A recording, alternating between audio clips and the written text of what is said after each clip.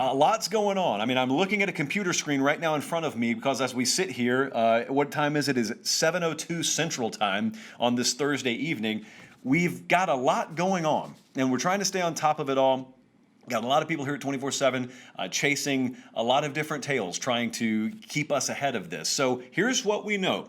The SEC, mid-afternoon today, announces they're going with a 10-game conference-only schedule. That's Part A. Part B, we're cranking things up on September 26th instead of the September 4th or 5th proposed start date that you probably saw on your helmet grids that you printed out back in January.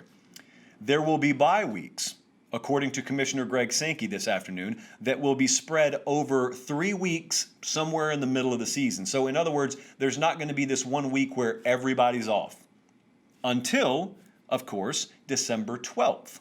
And that gets me to the third leg of the biggest takeaways from the announcement today. You'll have staggered bye weeks during the season, but then there's going to be 1 week on December 12th where no one plays, and that is the end of the season. That's after the last scheduled game, and that's there essentially as a reservoir for all the games that may have to get canceled to spill over into. That's a cushion date that you're putting there that you hope you don't have to use, but the conference championship game is going to be ever so tentatively scheduled for December 19th. Right off the bat, as I was about to come on the air tonight, I saw in one of our Slack rooms, our recruiting Slack room, Andrew Ivins, who is a recruiting guy that covers pretty much the entire country for us at this point. He said, has anyone looked around and noticed that that is right before early signing day? That conference title game right before early signing day? So you're going to be prepping at the same time as you're trying to lock down your early signing class, if nothing changes with those dates. Fun times. All right, so let's dive into this. What are the biggest takeaways? You can tell me what you think in the comment section. I've already heard from a lot of you. I want to drop the P word on you. Maybe not the one you think. Perspective is important here. It always has been, always will be, but it's important here because we don't need to rewind too far. All we need to do is rewind about 2 or 3 weeks. Things didn't look so good, did they? Not that we're by any stretch out of the woods right now, but things really didn't look good. I was hearing from a lot of you that you thought the season was going to be canceled. You didn't think it was going to happen. So pretend it's 3 weeks ago.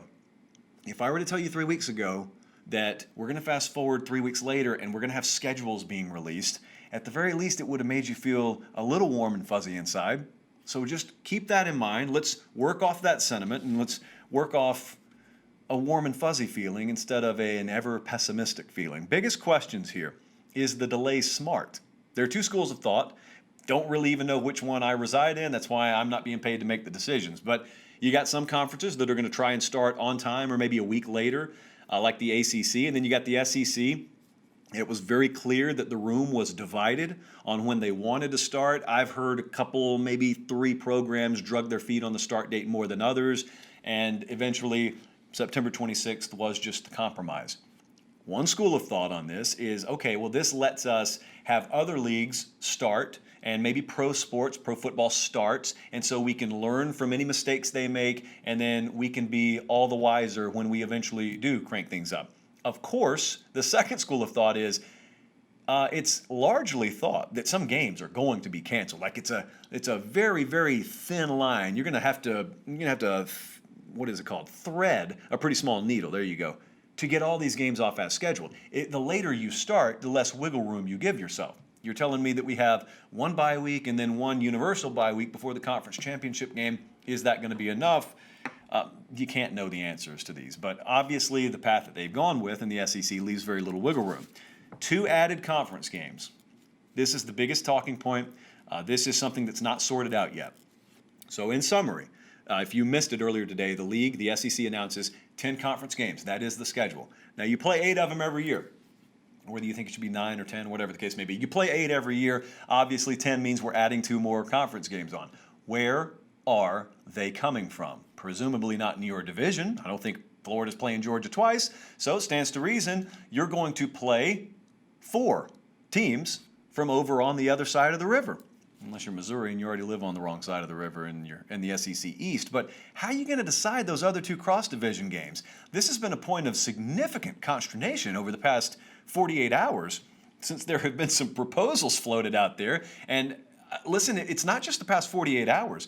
Our Brandon Marcello has been reporting this for quite a while, that one of the proposals on the table was, if you expand and you go 10 conference games, to just add on whoever your next cross-division opponents would have been using future scheduling. Well, that all sounds well and good, doesn't it? And until you hear the cries out of Gainesville right now, do you hear that? You can hear them yelling at Florida. And here's why. If we were to go with that template, Florida's added 2 games would be Alabama and Texas A&M. Chief rival in the SEC East, Georgia's added 2 games would be Arkansas and Mississippi State.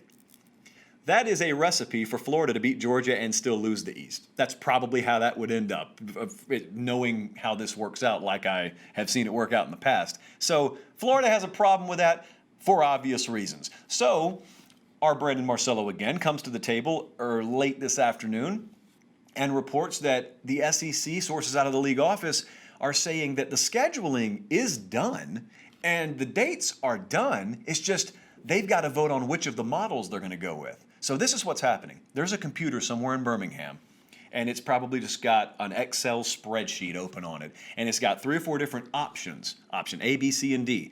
And the league and representatives in the league have to vote on which option they're going to go with. Now, you could have the one that's already on the table, which is just we're going to add the teams that you would have played anyway, and so be it. You're just going to have to swallow a very bitter pill or eat cotton candy, depending on which draw you get. But also, there have been some other ideas floated here, and one of them was a strength of schedule that's taken into account into a model that tries to equally balance out everyone's schedule. Now, you tell me how that works. Tell me how you look at everyone's current 8-game schedule, and then you divide things up evenly where no one gets a tougher break than anyone else. Do you know what that requires? Have you thought about this for a second in the 15 seconds we've had it on the table?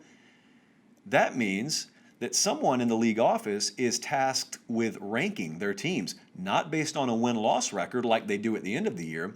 They're having to rank the teams before they've played games. No different than a preseason magazine would. No different than a Vegas odds maker would.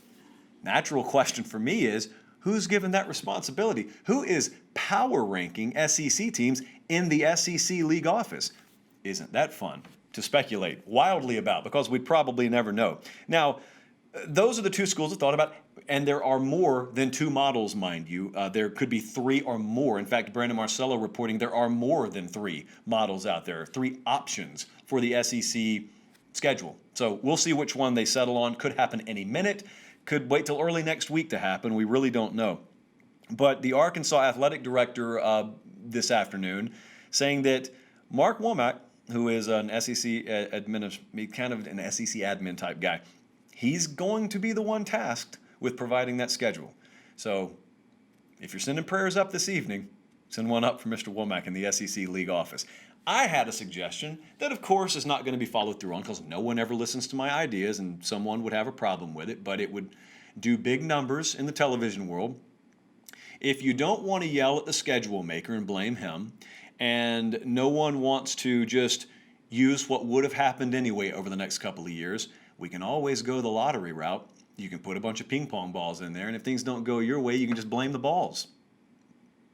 Actually, it's not a bad strategy in life. Just blame the balls. And so you could go lottery, and I'm assuming the entire world and portions of the rest of the globe would watch an SEC schedule lottery, but we're not going to go that route. My guess is they're going to go with that power route, that power rating route, that way to decide that tries to balance everyone out. Because if Florida watches that schedule play out as was speculated and floated wildly the last 48 hours, they would just assume float off into the Gulf of Mexico or the Atlantic Ocean as actually play that schedule and watch Georgia play the schedule that's been proposed in a year where they legitimately think they can overtake Georgia in the East.